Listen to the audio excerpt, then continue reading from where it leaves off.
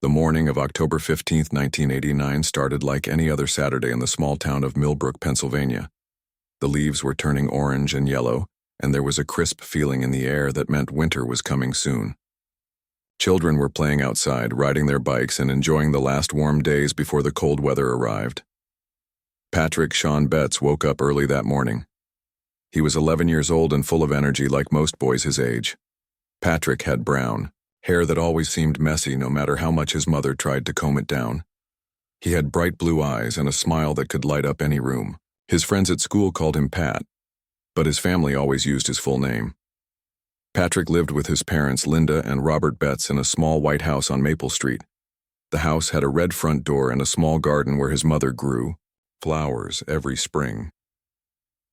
Patrick's bedroom was on the second floor, and he could see most of the neighborhood from his window. His room was filled with baseball cards, model cars, and posters of his favorite baseball players. That Saturday morning, Patrick ate breakfast with his parents. Linda made pancakes, which were Patrick's favorite weekend breakfast. Robert read the newspaper while drinking his coffee. They talked about normal family things. Patrick wanted to visit his friend Tommy Wilson later that day. Tommy lived just 3 blocks away on Oak Street. After breakfast, Patrick went outside to play. He spent the morning riding his bicycle around the neighborhood. He knew everyone on his street and most people in the nearby area. Millbrook was the kind of town where everyone knew each other. Children could play outside safely, and parents did not worry too much about where their kids went during the day. Around noon, Patrick came home for lunch. His mother made him a sandwich and gave him a glass of milk. Patrick was excited because he had plans to go to Tommy's house that afternoon. Tommy had gotten a new video game, and they wanted to play it together. The two boys had been best friends since kindergarten. After lunch, Patrick watched television for a while. He liked cartoons and adventure shows. His mother Linda was doing housework and his father Robert was working in the garage on his car. It was a peaceful Saturday afternoon in the Betz household. Around 2 o'clock in the afternoon, Patrick asked his mother if he could go to Tommy's house. Linda said yes, but told him he needed to be home before 6 o'clock for dinner. She was planning to make his favorite meal that evening. Patrick promised he would be home on time. He had never been late for dinner before. Patrick went upstairs to his room to get ready. He put on his favorite red jacket. The jacket was bright red with a zipper in the front. His grandmother had bought it for him the previous Christmas. Patrick wore that jacket everywhere during the fall and winter months. He also grabbed a few of his newer baseball cards to show Tommy. Before leaving the house, Patrick hugged his mother and told her he loved her. Linda reminded him to be careful and to come straight home if anything seemed wrong. She watched from the front window as Patrick got on his bicycle and rode down Maple Street toward Oak Street where Tommy lived. The route from Patrick's house to Tommy's house was simple and safe. Patrick had traveled it many times before. He needed to ride down Maple Street for 2 blocks, then turn left on Pine Street for 1 block, then turn right on Oak Street. Tommy's house was the 4th house on the left side of Oak Street. The whole trip usually took Patrick about 10 minutes on his bicycle. Several neighbors saw Patrick riding his bike that afternoon.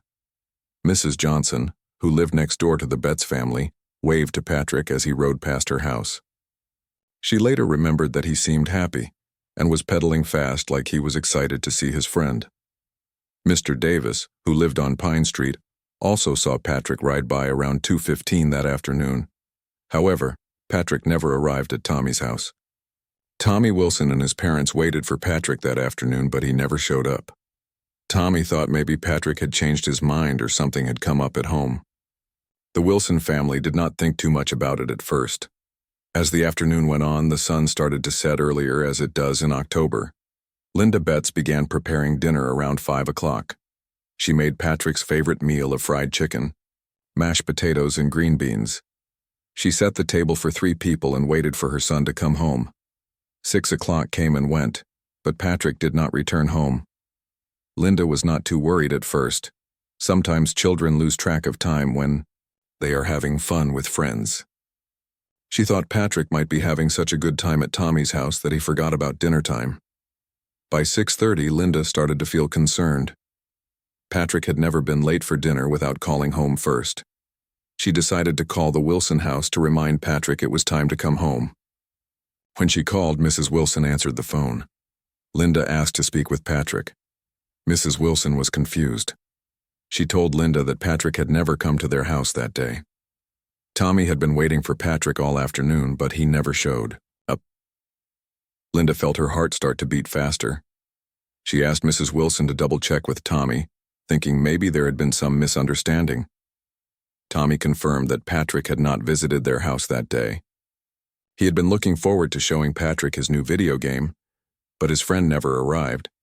Linda thanked Mrs. Wilson and hung up the phone. She immediately called for her husband, Robert. Robert came inside from the garage when he heard Linda calling his name. She told him that Patrick had never made it to Tommy's house. Robert suggested that maybe Patrick had stopped somewhere else along the way or had gotten distracted by other friends. They decided to drive around the neighborhood to look for him. Linda and Robert got in their car and drove slowly through the streets between their house and Tommy's house. They looked for Patrick's bicycle and asked anyone they saw if they had seen their son. Some people remembered seeing Patrick earlier that afternoon, but no one had seen him recently.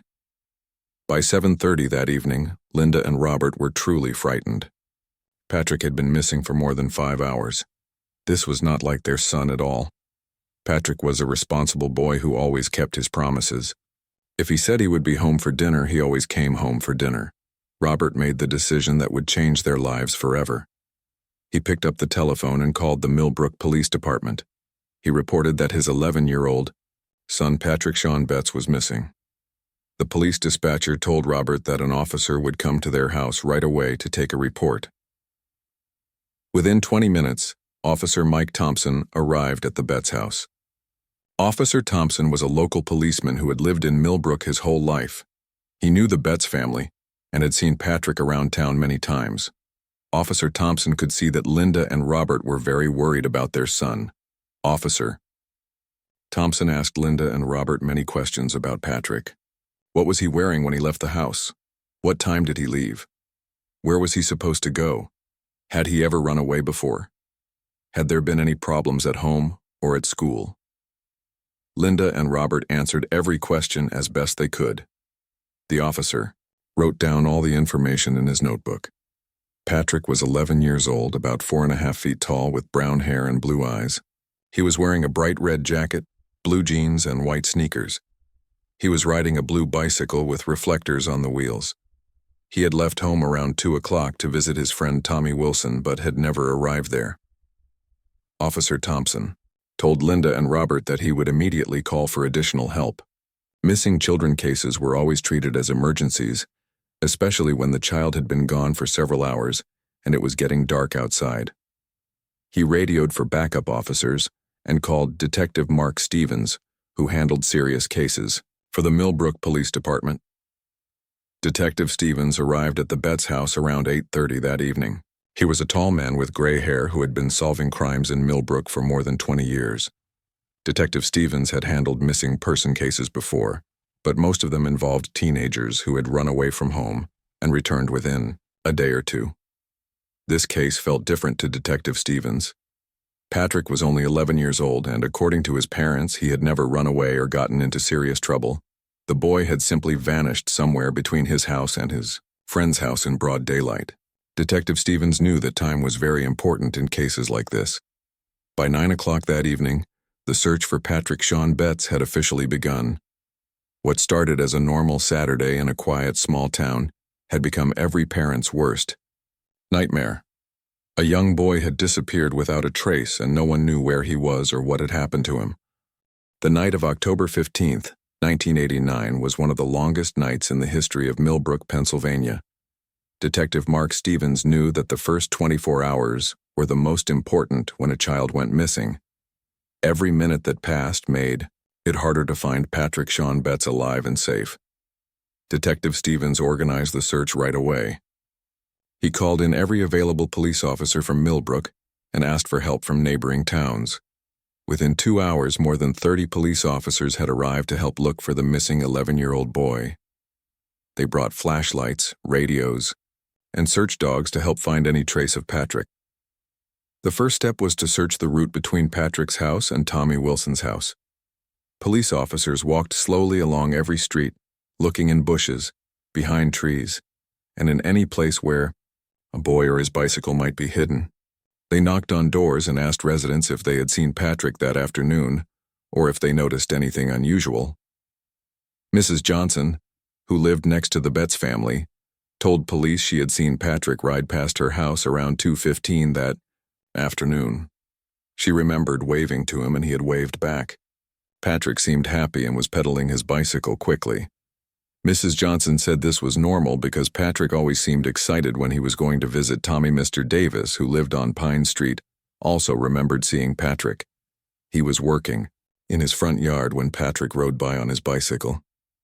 Mr. Davis said Patrick was wearing his bright red jacket and seemed to be in a hurry to get somewhere. The time was around 2:20 in the afternoon, but after Pine Street the trail went cold. No one on Oak Street remembered seeing Patrick that day. This was strange because Patrick would have needed to ride down Oak Street to reach Tommy's house. Several people had been outside that afternoon doing yard work or walking their dogs, but none of them saw the boy in the red jacket. Detective Stevens found this very concerning. If Patrick had made it to Oak Street, someone should have seen him. Oak Street was not a busy road, and a boy on a bicycle would have been noticed by the people who lived there. This meant that something had happened to Patrick somewhere between Pine Street and Oak Street. The search dogs arrived around midnight. These were specially trained dogs that could follow human scent trails. The handlers let the dogs smell some of Patrick's clothing from his bedroom. Then they took the dogs to the last place where Patrick had been seen on Pine Street. The dogs picked up Patrick's scent immediately. They followed the trail down Pine Street toward Oak Street, just as everyone expected.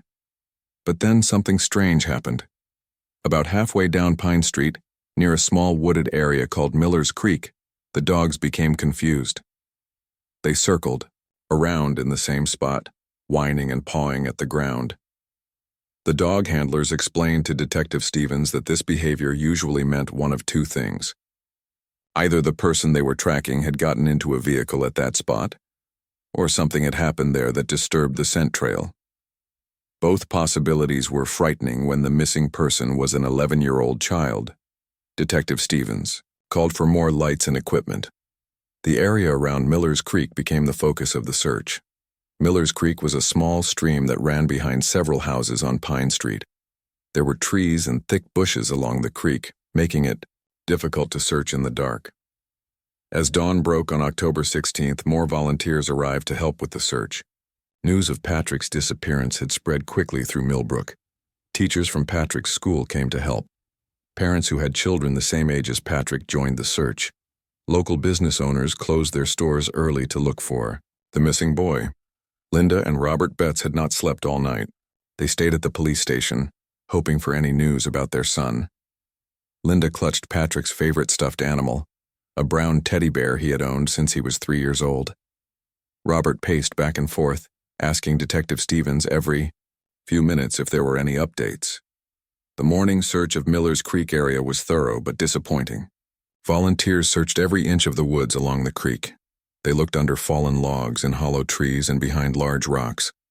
They found some old bottles, a few pieces of trash, and an abandoned tire, but nothing that belonged to Patrick. Detective Stevens decided to expand the search area. Maybe Patrick had taken a different route to Tommy's house. Maybe he had stopped somewhere else first. Teams of searchers spread out in all directions from Patrick's house. They searched parks, empty lots, and any place where an 11-year-old boy might have gone. Around noon on October 16th, the search got its first real clue. A woman named Betty Martinez called the police station. She worked at a gas station about 20 miles from Millbrook on the main highway that led to other towns. Betty said she might have seen something important the evening before. Betty told Detective Stevens that around 6:30 on October 15th, a man had come into her gas station with a young boy. The man seemed nervous and kept looking around while he paid for gas.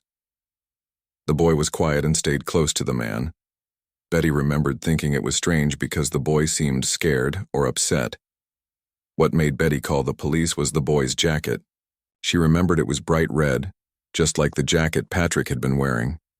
The boy also had brown hair and looked like he might be around 11 years old. Betty said she wished she had paid more attention at the time, but she saw many customers every day. Detective Stevens was very interested in Betty's information. He drove to the gas station immediately to interview her in person. Betty showed him exactly where the man's truck had been parked. She remembered it was a blue pickup truck, older model with some rust spots on the sides. Betty tried to remember everything she could about the man. He was middle-aged, maybe in his 40s, with dark hair under a baseball cap. He was not very tall, maybe average height. He paid with cash and did not use a credit card. Betty said the man did not talk much, just pointed to the gas pump number, and paid quickly. The most important detail was that the man seemed to be in a hurry to leave. After paying for gas, he walked quickly back to his truck. Betty watched through the window as he drove away toward the east, heading away from Millbrook. She never saw the license plate number clearly. This information gave Detective Stevens hope and fear at the same time. If the boy Betty saw was Patrick, it meant he was alive as of 6:30 the previous evening. But it also meant someone had taken Patrick away from Millbrook in a vehicle. This changed the case from a missing child to a possible kidnapping. Detective Stevens immediately called the Pennsylvania State Police and the FBI. If Patrick had been taken across state lines, federal agents would need to join the investigation. He also put out an alert for all police departments to watch for blue pickup trucks with middle-aged male drivers and young passengers. The news that Patrick might have been seen 20 miles away spread quickly through Millbrook. Volunteers who had been searching the local area felt frustrated that they might have been looking in the wrong place. But Detective Stevens told them to keep searching locally too, just in case Betty Martinez had seen a different boy. Back in Millbrook, the search continued with new energy. If someone had taken Patrick, there might be clues about who that person was. Detective Stevens ordered his officers to make a list of every man in the area who owned a blue pickup truck. They also began checking on anyone with a criminal history, especially anyone who had ever been in trouble for crimes involving children. The list of blue pickup truck owners was longer than expected. Pickup trucks were popular in rural Pennsylvania, and many farmers and working men owned them. Detective Stevens divided his officers into teams. Each team was assigned several truck owners to interview. One name on the list caught Detective Stevens' attention right away. Frank Morrison owned a blue pickup truck and lived in a trailer park on the edge of Millbrook. Morrison had been released from prison just 6 months earlier after serving time for burglary.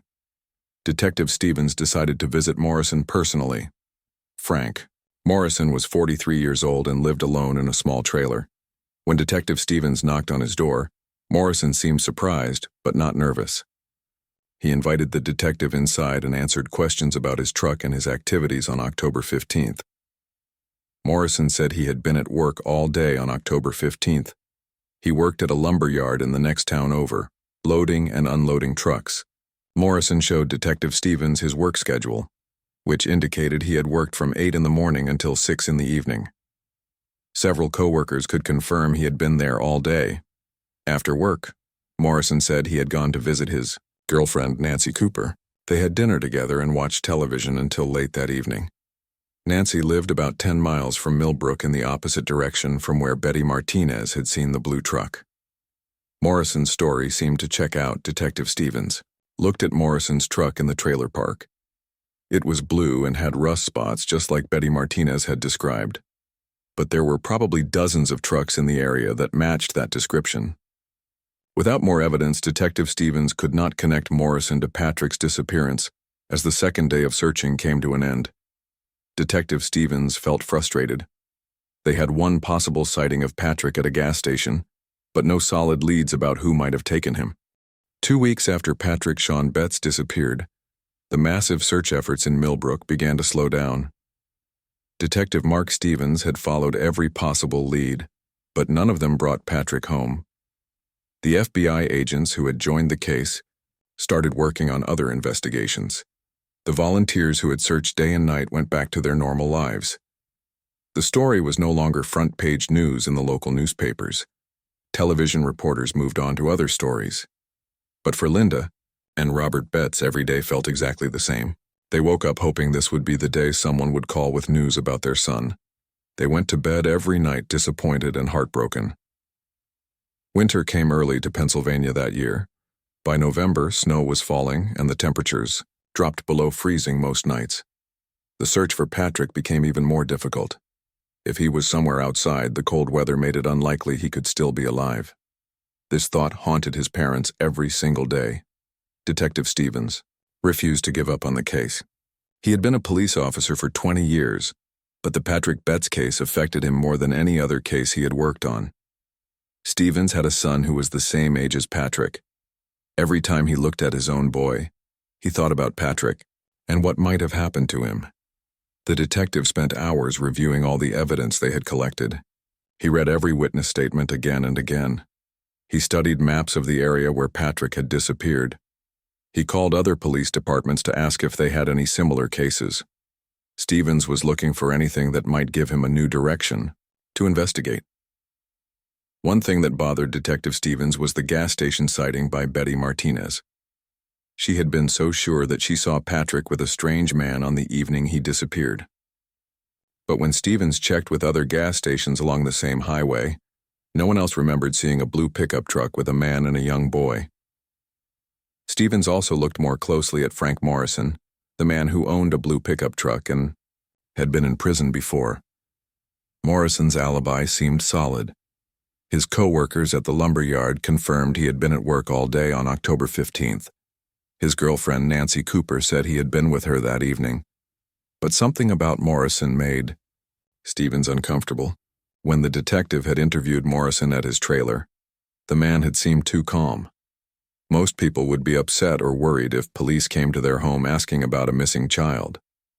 Morrison had acted like it was just a normal conversation. Stevens decided to check Morrison's background more carefully. He called the prison where Morrison had served time and asked about his behavior while he was locked up. The prison officials told Stevens that Morrison had been a quiet prisoner who mostly kept to himself. He had not caused any trouble, but he also had not made friends with other prisoners. More interesting was what Morrison had been in prison for originally. While his most recent conviction was for burglary, Stevens learned that Morrison had been arrested several years earlier on charges involving a minor. Those charges had been dropped when the victim's family moved away and did not want to testify in court. This information made Stevens want to investigate Morrison more thoroughly. But without new evidence or witnesses, there was not much the detective could do. Morrison had an alibi for the day Patrick disappeared. Stevens could not arrest someone just because he had a feeling they might be guilty. As winter turned to spring in 1990, the Patrick Betz case was officially moved to the cold case files. This meant that no detective was assigned to work on it full-time anymore. Stevens would still follow up on any new tips or information, but he had to focus on newer cases that had more promising leads. The decision to make Patrick's case a cold case was devastating for Linda and Robert Betz. They felt like the police were giving up on their son. Linda started calling the police station every week to ask if there were any updates. The answer was always the same. No new information had come in. Robert Betz began his own investigation. He made flyers with Patrick's picture and posted them all over Pennsylvania and neighboring states. He drove to truck stops and gas stations, asking if anyone had seen his son. Robert talked to truckers who traveled long distances, hoping someone might remember seeing Patrick with a stranger. The stress of losing Patrick began to destroy the Betz marriage. Linda blamed herself for letting Patrick ride his bicycle to Tommy's house that day. Robert blamed himself for not driving Patrick to his friend's house instead. They both became depressed and angry. They stopped talking to each other about anything except Patrick. In 1991, almost 2 years after Patrick disappeared, Detective Stevens retired from the Millbrook Police Department. He had planned to retire anyway, but the Patrick Betz case had made him feel tired and frustrated with police work. Stevens felt like he had failed Patrick and his family by not solving the case. Detective Carol Hayes took over Stevens's cases, including the Patrick Betz file. Hayes was a good detective, but she had not been involved in the original investigation. She had to start by reading through hundreds of pages of reports and evidence to understand what had already been done. Hayes decided to re-interview some of the key witnesses to see if they remembered anything new. She talked to Betty Martinez again about what she had seen at the gas station. Betty still remembered the nervous man with the young boy, but she could not provide any new details that might help identify them. Hayes also visited Frank Morrison at his trailer. Morrison was still living in the same place and still driving the same blue pickup truck. When Hayes asked him about Patrick's disappearance, Morrison gave the same answers he had given to Detective Stevens 2 years earlier. He seemed annoyed that police were bothering him again about something he said he knew nothing about. Nancy Cooper, Morrison's girlfriend, also gave the same story she had told before. She insisted that Morrison had been with her on the evening Patrick disappeared. They had eaten dinner together and watched television. Cooper seemed nervous when Hayes interviewed her, but many people get nervous when talking to police officers. In 1995, 5 years after Patrick disappeared, the case got some new attention when a documentary filmmaker wanted to make a movie about unsolved missing children cases. The filmmaker interviewed Linda and Robert Betz and showed pictures of Patrick on television programs in several states. The renewed publicity brought in dozens of new tips to the police department. People called to report that they had seen Patrick in different cities and states. Each tip had to be investigated, but none of them led to finding Patrick. Most of the callers had seen other children who looked similar to Patrick, but were not him. One tip seemed more promising than the others. A woman in Ohio called to say she had seen a boy who looked like Patrick at a shopping mall in 1992. The woman said the boy was with a man who seemed mean to him. She had thought about calling police at the time, but decided it was not her business. Detective Hayes drove to Ohio to interview the woman and check out her story. The woman seemed sincere and gave a detailed description of what she had seen.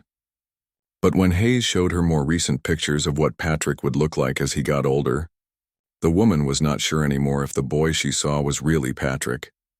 By the late 1990s, Patrick would have been a teenager. His parents had aged photographs made by computer experts to show what Patrick might look like at different ages. These pictures were distributed to police departments across the country, but no one ever reported seeing a teenager who matched the images. Linda and Robert Betz divorced in 2001, 12 years after Patrick disappeared. The stress and sadness of losing their son had finally destroyed their marriage completely. Linda moved to Florida to live with her sister. She needed to get away from Millbrook and all the memories of Patrick that were everywhere in the town. Robert stayed in Millbrook. He could not bring himself to leave the place where he had last seen his son alive. Robert kept Patrick's bedroom exactly the same as it had been the day he disappeared. Patrick's clothes were still in the closet. His baseball cards were still on his desk. His bed was still made the way Linda had made it that last Saturday morning. Every year on October 15th, Robert visited the police station to ask if there were any new developments in Patrick's case. The answer was always the same. No new information had come in. The case remained unsolved. Detective Hayes also checked on the case periodically, but there was little she could do without new evidence. She had reviewed all the old files many times and had found nothing that previous detectives had missed. The case seemed hopeless. In 2005, 15 years after Patrick disappeared, Detective Hayes received a call that gave her some hope.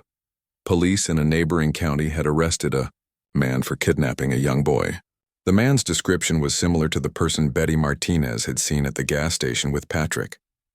Hayes drove to the county jail to interview the man. His name was Eddie Clark, and he had a long history of crimes involving children. Clark owned a blue pickup truck and had been living in Pennsylvania when Patrick disappeared. Hayes felt excited that she might finally have found Patrick's kidnapper. But when Hayes showed Clark pictures of Patrick and asked him about October 15, 1989, Clark said he had never seen the boy before. Clark was willing to take a lie detector test to prove he was telling the truth. The test results showed that Clark was probably B. By 2010, the Patrick Shawn Betz case had been cold for 20 years. The thick case file sat in a storage room at the Millbrook Police Department, along with dozens of other unsolved cases. Most of the police officers who had worked on the original investigation were retired or had moved to other jobs. The case seemed forgotten by everyone except Robert Betz, who still visited the police station every October 15th. Everything changed in 2018 when Detective Jennifer Walsh was assigned to the newly formed Pennsylvania Cold Case Task Force. Detective Walsh was young and energetic, with a background in modern forensic science and computer technology. She had studied criminal justice in college and specialized in using new methods to solve old crimes. The Cold Case Task Force was created because advances in DNA testing and computer databases were helping police solve cases that had been unsolved for decades. Detective Walsh was excited about the possibility of bringing closure to families who had been waiting years for answers about their missing loved ones. Walsh decided to start by reviewing cases from the 1980s and 1990s, when forensic science was not as advanced as it is today. The Patrick Betz case caught her attention immediately. She was struck by how thoroughly Detective Stevens had investigated the case, but also by how limited the technology had been in 1989. When Walsh read through the case file, several things stood out to her. The gas station sighting by Betty Martinez seemed very important, but it had never been fully investigated because the gas station was so far from Millbrook.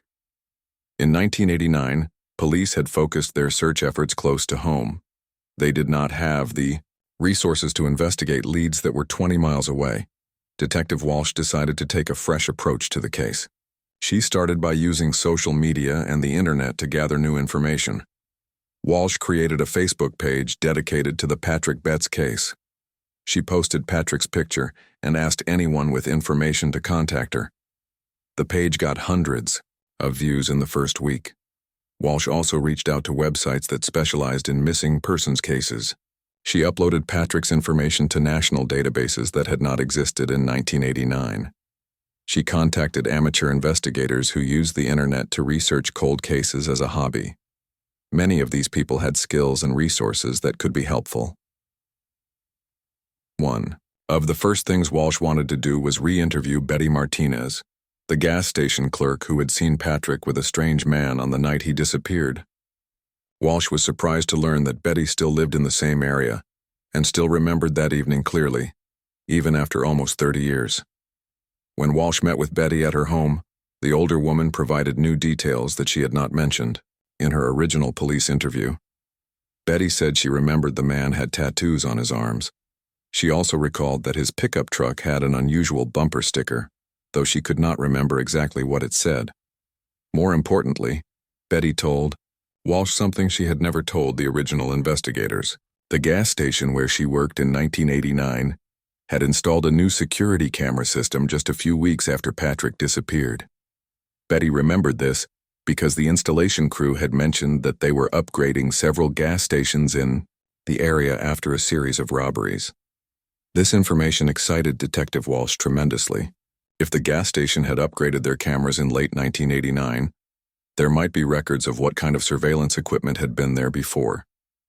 Maybe there were tapes or records that had never been found or examined. Walsh spent weeks tracking down information about the gas station's old security system. She contacted the company that had installed the cameras and the business that had owned the gas station. Most of the records were old and had been thrown away, but Walsh finally found something interesting. The gas station had indeed been equipped with a basic camera system in 1989, but it only recorded during certain hours, and the tapes were reused every few days. However, the installation records showed that there had been a camera pointed at the area where Betty Martinez said she saw the blue pickup truck with Patrick and the strange man.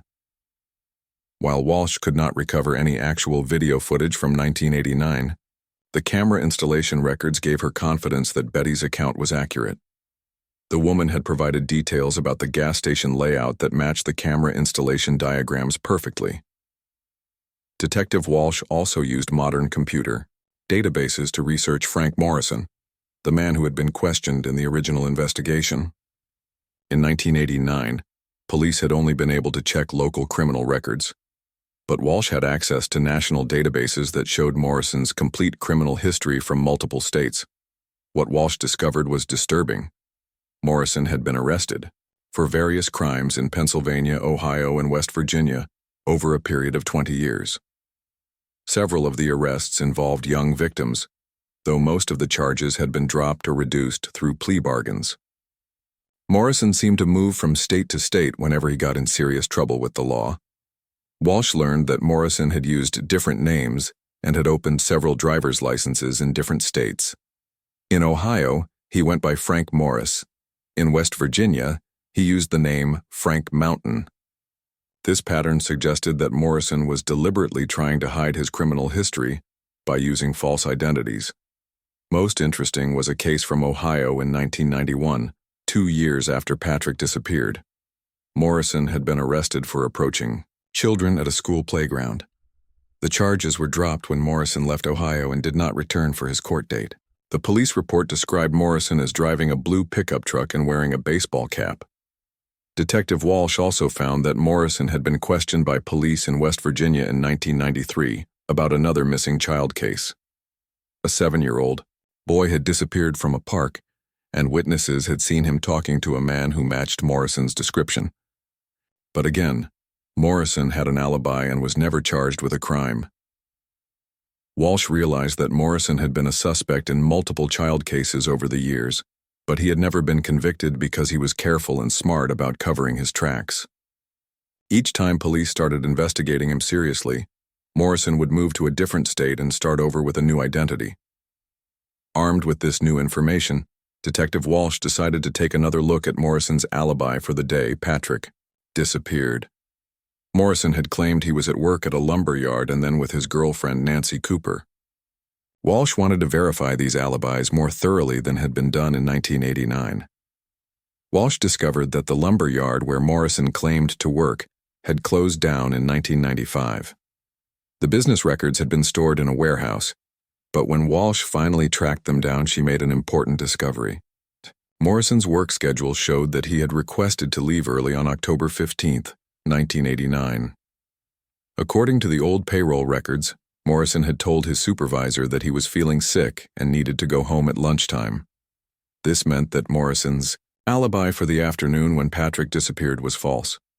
He had not been at work until 6 in the evening, as he had told Detective Stevens. Walsh immediately tried to locate Nancy Cooper, Morrison's girlfriend, who had supported his alibi for that evening. Walsh learned that Nancy had died in a car accident in 2003. Before she died, Nancy had never changed her story about Morrison being with her on the evening of October 15, 1989. However, Walsh found Nancy's sister, who was still living in the area. When Walsh interviewed her, Nancy's sister revealed something shocking. Nancy had confessed to her family years later that she had lied to police about Morrison's alibi. Nancy had been afraid of Morrison and had told police what he ordered her to say.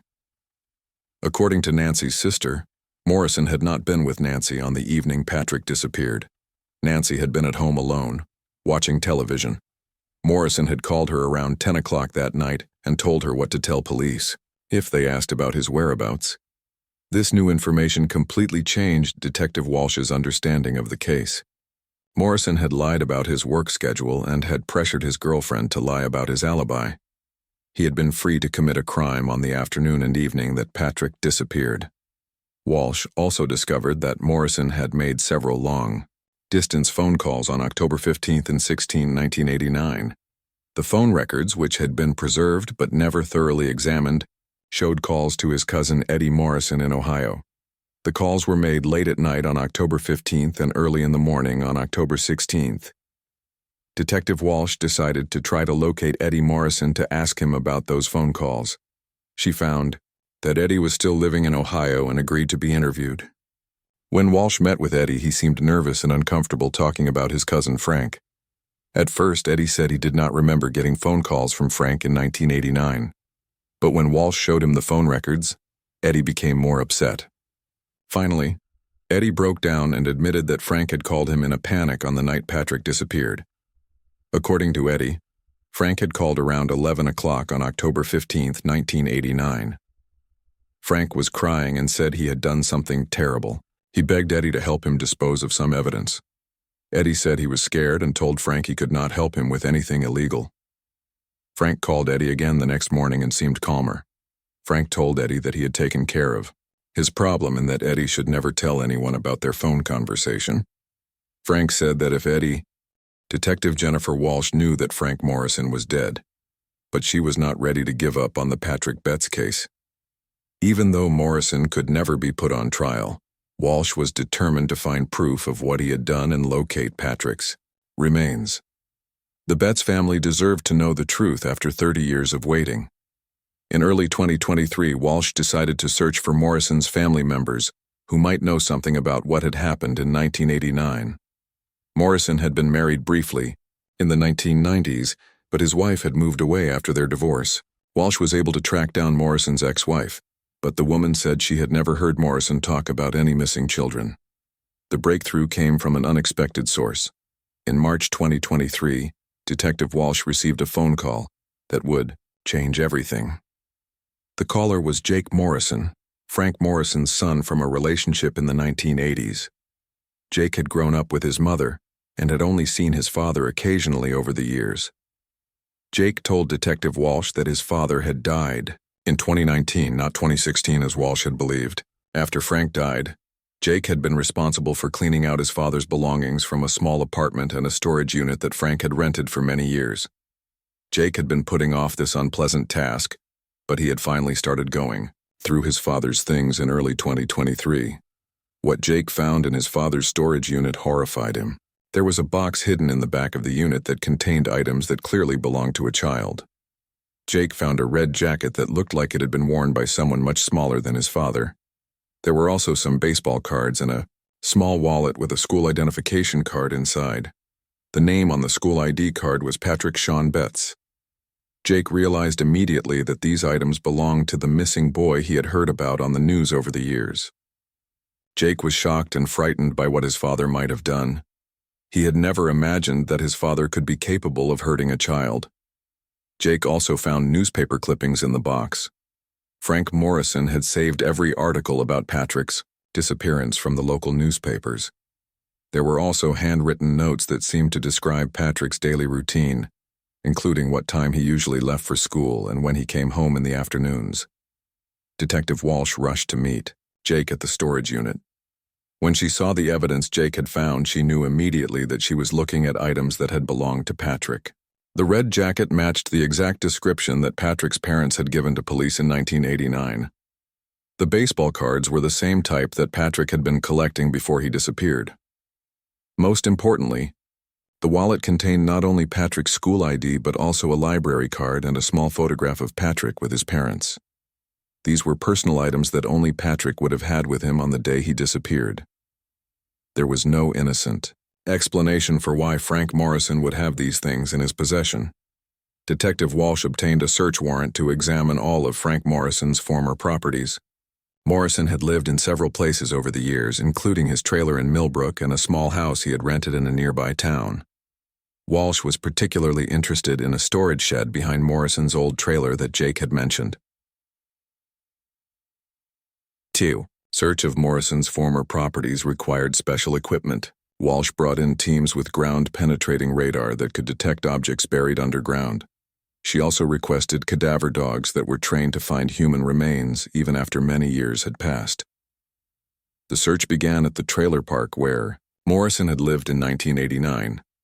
The new owners of the trailer had no idea about Morrison's possible connection to Patrick's disappearance. They gave permission for the police to search the property thoroughly. The cadaver dogs showed immediate interest in an area behind the trailer where Morrison's storage shed had once stood. The ground-penetrating radar detected anomalies in the soil that suggested something had been buried there many years ago. Detective Walsh felt her heart racing as the excavation began. After several hours of careful digging, the search team made a discovery that would finally solve the Patrick Betz case.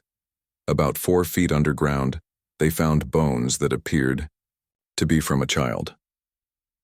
Near the bones were pieces of fabric that looked like they might have come from blue jeans and white sneakers. Detective Walsh contacted the medical examiner immediately. The bones and other evidence were carefully removed from the ground and taken to a laboratory for analysis. Walsh knew that DNA testing would be needed to confirm that the remains belonged to Patrick, but she was confident they had found him at last. The DNA results came back 2 weeks later. The bones were definitely those of Patrick Shawn Betz. After 34 years, the 11-year-old boy had finally been found. Detective Walsh felt a mixture of relief and sadness. She was glad to have solved the case, but she knew that Patrick's death was a tragedy that could never be undone. Walsh also made another important discovery during her investigation of Frank Morrison's background. She found evidence that Morrison had been watching the Betz family for weeks before Patrick's disappearance. Neighbors from 1989 remembered seeing Morrison's blue pickup truck parked on streets near Patrick's house, but they had not connected it to the case at the time. Morrison had apparently learned Patrick's schedule by observing him over several days. He knew that Patrick often rode his bicycle to visit friends, and that he usually traveled alone. Morrison had planned Patrick's kidnapping carefully, waiting for the right opportunity when the boy would be traveling on a quiet street. The evidence suggested that Morrison had approached Patrick somewhere between Pine Street and Oak Street, probably near Miller's Creek where the search dogs had lost Patrick's scent in 1989. Morrison had likely used some excuse to get Patrick to come with him, perhaps claiming that Patrick's parents had sent him to pick up the boy. Phone records from 1989 showed that after kidnapping Patrick, Morrison had driven to the gas station where Betty Martinez saw them together. Morrison was probably trying to get out of the local area quickly, but he needed gas for his truck. This was when Betty noticed that the boy with Morrison seemed frightened and upset. Detective Walsh believed that Morrison had killed Patrick sometime on the evening of October 15, 1989, probably at his trailer. Morrison had then buried Patrick's body behind his storage shed under cover of darkness. The next day, Morrison had acted normally and had given police false information about his whereabouts. Walsh also learned more about the phone calls Morrison had made to his cousin Eddie in Ohio. According to Eddie, Morrison had called a third time a few days after Patrick disappeared. Morrison had told Eddie that everything was taken care of and that Eddie should forget their previous conversations. Morrison had threatened Eddie's family to ensure his silence. The discovery of Patrick's remains was front-page news in Pennsylvania and surrounding states. The story of the 11-year-old boy who had disappeared in 1989 and was finally found in 2023 captured national attention. Television reporters came to Millbrook to cover the story of the case that had finally been solved after 3 decades. Detective Walsh held a press conference to announce the resolution of the case. She explained how modern investigative techniques and the cooperation of Frank Morrison's son had made it possible to solve a case that had been cold for over 30 years. Walsh praised the work of the original investigators and said that their careful documentation had been crucial to solving the case. The news was bittersweet for Patrick's family.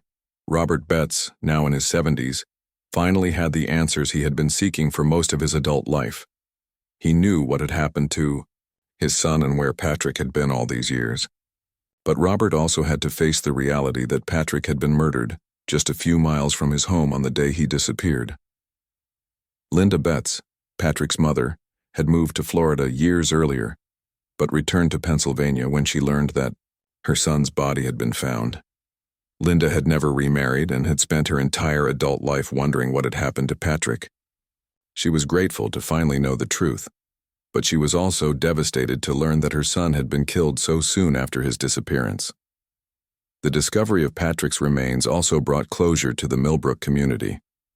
Many residents had wondered about the case for decades and had their own theories about what might have happened to the boy. Now they knew that Patrick had been the victim of a local predator who had hidden in plain sight for years. Detective Walsh continued her investigation to see if Frank Morrison might have been responsible for other unsolved cases. She contacted police departments in Ohio and West Virginia, where Morrison had lived and had been questioned about missing children. While Walsh could not definitively connect Morrison to other crimes, she provided information that might help other investigators solve their own cold cases. The Patrick Betz case became a model for how modern technology and persistent investigation could solve even the oldest cold cases. Detective Walsh was invited to speak at law enforcement conferences about her methods and the importance of never giving up on missing children cases. For Walsh, solving the Patrick Betz case was the most important accomplishment of her career. She had given a family the answers they had been seeking for over 3 decades. While she could not bring Patrick back to life, she had ensured that his killer would be remembered. The discovery of Patrick Shawn Betz's remains in March 2023 marked the end of one of Pennsylvania's longest-running missing child cases. After 34 years of mystery, the truth had finally been revealed. Frank Morrison had kidnapped and murdered 11-year-old Patrick on October 15, 1989, then buried his body behind a storage shed and lived with his secret for the rest of his life. Even though Frank Morrison was dead and could never be put on trial, Detective Jennifer Walsh worked with the district attorney's office to prepare a complete report about the case. The report documented all the evidence that proved Morrison was Patrick's killer. This official report would give the Betz family and the community a full understanding of what had happened. The evidence against Morrison was overwhelming. He had lied about his work schedule on the day Patrick disappeared. His girlfriend had later admitted that Morrison had forced her to lie about his alibi. Morrison had called his cousin in Ohio in a panic on the night of the kidnapping. Most importantly, Morrison had kept Patrick's personal belongings in a storage unit for over 30 years. Detective Walsh's investigation revealed exactly how Morrison had carried out his crime. Morrison had been watching the Betz family for weeks before Patrick disappeared. He had learned Patrick's daily routines and knew that the boy often rode his bicycle alone to visit friends in the neighborhood. On October 15, 1989, Morrison had waited for Patrick near Miller's Creek, about halfway between Patrick's house and his friend Tommy's house. This was a quiet area with trees and bushes where Morrison could approach Patrick without being seen by many people. Morrison had probably told Patrick that his parents had sent him to pick up the boy, or he had made up some other story to convince Patrick to get into his truck. Morrison had then driven Patrick to the gas station 20 miles away where clerk Betty Martinez saw them together. Patrick had appeared frightened and upset, which explained why Betty remembered the incident so clearly. Morrison was probably trying to get away from the Millbrook area quickly, but he needed gasoline for his truck. After leaving the gas station, Morrison had likely driven back toward Millbrook with Patrick. Based on the phone calls Morrison made to his cousin Eddie, Detective Walsh believed that Morrison had killed Patrick sometime that evening, probably at Morrison's trailer. Morrison had then buried Patrick's body behind his storage shed during the night. The next day, Morrison had acted completely normal. When police came to question him about Patrick's disappearance, Morrison had seemed calm and cooperative. He had provided false information about his work schedule and had convinced his girlfriend Nancy to lie about his whereabouts. Morrison had even joined some of the community search efforts for Patrick, helping to look for the boy he had murdered. This behavior showed that Morrison was a cunning and dangerous criminal. He had planned Patrick's kidnapping carefully and had covered up his crime skillfully. If not for the modern investigative techniques used by Detective Walsh and the cooperation of Morrison's son Jake, Morrison might have taken his secret to the grave. The resolution of the Patrick Betz case brought national attention to the importance of never giving up on cold cases. Detective Walsh was invited to appear on television news programs to discuss how the case had been solved. She emphasized that advances in DNA testing, computer databases, and social media had made it possible to solve cases that would have remained unsolved in earlier decades. Walsh also credited the original investigators who had worked on the case in 1989. Detective Mark Stevens and his team had done thorough work in collecting evidence and interviewing witnesses. Their careful documentation had preserved crucial information that proved essential to solving the case 34 years later. The discovery of Patrick's remains was especially meaningful for Robert Betz, who had never stopped believing that someday he would learn what had happened to his son. Robert was now 72 years old and had spent most of his adult life wondering about Patrick's fate. While he was devastated to learn that Patrick had been murdered, Robert was grateful to finally have answers. Robert held a press conference to thank Detective Walsh and everyone who had worked on the case over the years. He said that knowing the truth about Patrick's death was painful, but better than not knowing anything at all. Robert also announced that he planned to establish a memorial fund in Patrick's name to help other families of missing children. Linda, Betz, Patrick's mother, had mixed feelings about the resolution of the case. Linda was 68 years old and had been living in Florida since her divorce from Robert in 2001. She returned to Pennsylvania when Patrick's body was found, but she struggled with the emotions of finally learning what had happened to her. Son Linda said she was angry that Frank Morrison had been able to live his life normally for decades, while Patrick's family had suffered every single day. She wished Morrison could have been put on trial so that he could be held accountable for his crime in a court of law. However, Linda was grateful that Patrick's body had been found so that he could finally be buried properly. The Millbrook community also struggled with the news about Frank Morrison. Many residents remembered Morrison from the 1980s and 1990s. He had seemed like an ordinary person, and some people had even considered him friendly. Learning that he had been a child killer living among them was shocking and disturbing. Several community members expressed guilt that they had not recognized Morrison as dangerous. Some people remembered seeing Morrison's blue pickup truck around town frequently, but no one had connected it to Patrick's disappearance. The case served as a reminder that dangerous criminals often hide in plain sight and can appear completely normal to their neighbors. The case also highlighted problems with the criminal justice system that had existed in the 1980s and 1990s. Morrison had been arrested multiple times in different states for various crimes, but he had usually been able to get reduced sentences through plea bargains. He had also used false names to hide his criminal history when he moved from state to state. Detective Walsh believed that if modern computer databases had existed in 1989, Morrison might have been identified as Patrick's kidnapper much sooner. The pattern of Morrison's criminal behavior across multiple states would have been obvious to investigators who had access to national databases. Walsh hoped that Patrick's case would encourage further improvements in information sharing between police departments. On October 15, 2023, exactly 34 years after Patrick disappeared, the town of Millbrook held a memorial service for the boy who had touched so many lives. The service was held at the same church where Patrick's family had prayed for his safe return in 1989. Hundreds of people attended, including many who had participated in the original search efforts. Detective Walsh spoke at the memorial service about the importance of never giving up hope, even in the most difficult cases. She said that Patrick's case had taught her that persistence and modern technology could overcome even the most challenging investigations. Walsh encouraged other families of missing children to continue believing that answers were possible. Robert and Linda Betz sat together during the memorial service, united in their grief for their son despite their divorce many years earlier. They announced the creation of the Shawn Betz Foundation, which would provide resources and support for families of missing children. The foundation would also fund training programs for police officers who investigate cold cases. The memorial service concluded with the unveiling of a small park dedicated to Patrick's memory.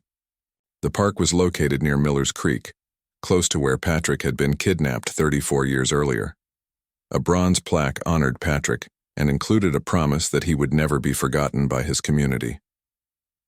In the months following the IUI memorial service, Detective Walsh continued to investigate whether Frank Morrison might have been responsible for other unsolved crimes. She shared Morrison's information with police departments across the country and provided assistance to investigators working on similar cold cases. Walsh also became an advocate for improving cold case investigations nationwide. She wrote articles for law enforcement magazines about the techniques that had made it possible to solve the Patrick Betz case. Walsh emphasized that no case should ever be considered completely hopeless, no matter how much time had passed. The Patrick Betz case became a symbol of hope for families of missing children everywhere. It showed that even after decades of silence, the truth could still emerge. While Patrick could never be brought back to life, his case served as a reminder that justice, even when delayed, was still possible.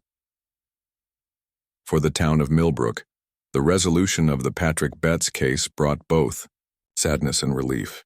The community finally knew what had happened to the boy who had disappeared on that October afternoon in 1989.